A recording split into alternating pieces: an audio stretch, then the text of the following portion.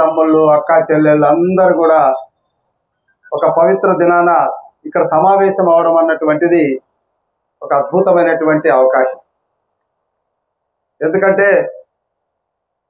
మనం సంఖ్యలో ఎక్కువగానే ఉన్నాం, కానీ కలిసి ఉండాలంటేనే ఎక్కడో ఒక చిన్న లోపం.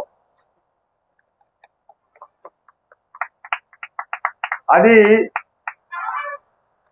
ఒక రకంగా నేను తప్పని చెప్పడం లేదు, కానీ మనం పెరిగినటువంటి వాతావరణం, మనకున్నటువంటి ఆర్థిక ఇబ్బందులు, మనకున్నటువంటి సమకాలీన పరిస్థితులు, వీటన్నిటి దృష్టిలో ఇప్పుడిప్పుడే ఎదుగుతున్నటువంటి మనలో కొంత పిరికితనం ఉండడం సహజం. చెయ్యి పిడికిలు బిగించండి అంటే అబ్బబ్బబ్బబ్బ వద్దు సార్ అంటాడు శివనారాయణ. ఎన్నిసార్లు చెప్పాను పిడికిలు బిగించు బిగించు అని, బిగించవు. ఇప్పటికి నేను 3 సార్లు ఆయన మీటింగ్లో పాల్గొన్నాను. అది ఇవ్వండి ఇది ఇవ్వండి అడగడమే తప్ప మేము ఇస్తామనే స్థాయికి రావాలి కదా. ఎవరో ఎందుకు ఇవ్వాలి? ఇది మీరు అడిగినవన్నీ చిన్నవి, మీరు అడగకూడదు, శాసించాలి. ఏమయ్యా ఇస్తావా లేదా, ఏంటి నీ కథ? నేను కావచ్చు ఇంకోరు కావచ్చు.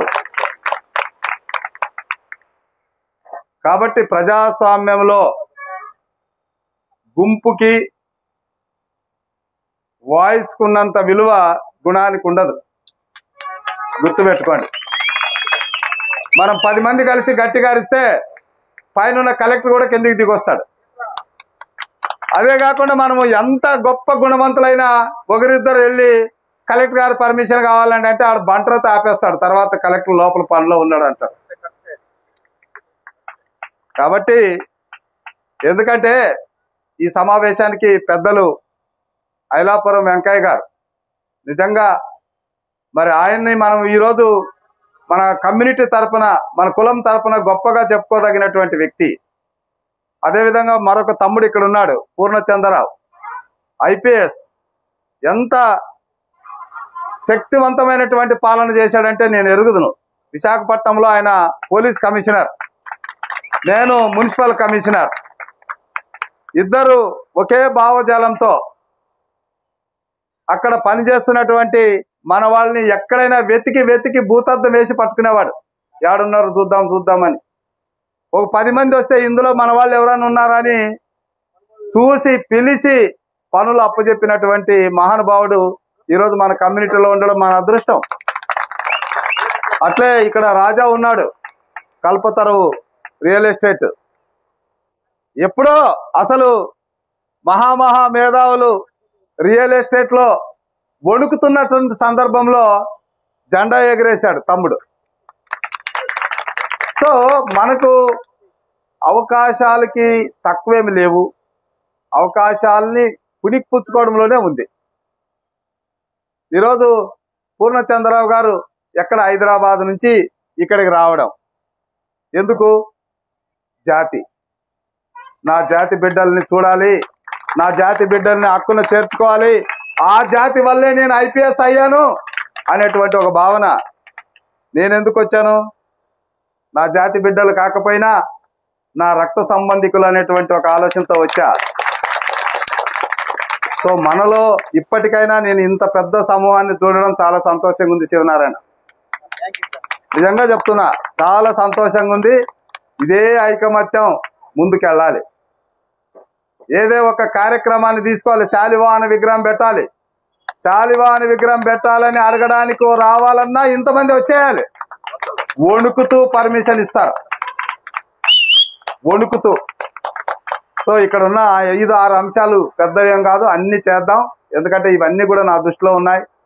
50 సంవత్సరాలకే చేయలేము, ఎందుకంటే ఇప్పుడు ప్లాస్టిక్ వచ్చిన తర్వాత కుండలు అనేటువంటిది తెరమరుగు అయిపోయింది.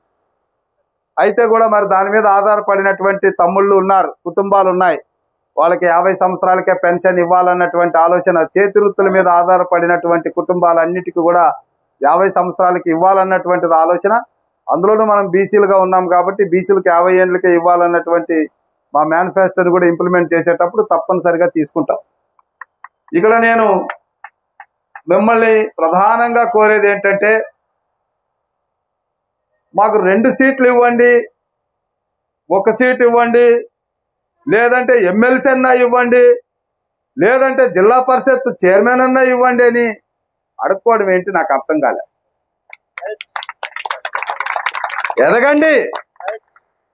పార్టీలకి కళ్ళల్లో నదురుగా కనబడేటటువంటి నాయకుడు కనబడినప్పుడు పార్టీలే తెరచాపేస్తాయి. రెడ్ తివాసేసి రండయ్యా అంటే. ఎదగాలి, కమ్యూనిటీని గురించి పోరాడాలి, కమ్యూనిటీని గురించి మాట్లాడాలి. మాట్లాడినప్పుడు ఇప్పుడు శివనారాయణ ఉన్నాడు, కమ్యూనిటీ మీద చాలా జీల ఉంది, చేయాలనే తపనుంది, ఆర్థికంగా కాస్త వెనుకబడి ఉన్నాడు.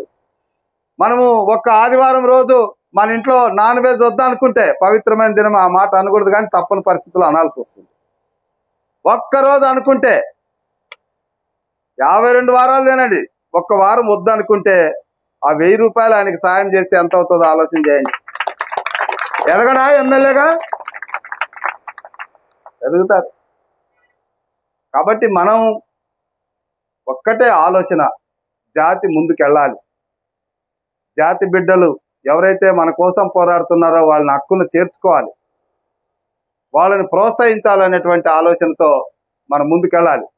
మరి ఈరోజు రిటైర్డ్ అయిన తర్వాత అత్యున్నతమైనటువంటి స్థాయిలో పనిచేశాడు పూర్ణచంద్రరావు.